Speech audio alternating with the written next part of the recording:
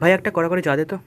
বলছি দাদা, এই যে অনন্তর আম্বানির ছেলে যে বিয়েটা হলো অনন্তকাল ধরে, খুব সামনে থেকে দেখেছি। এরকম সামনে থেকে এত সৌভাগ্য আমার।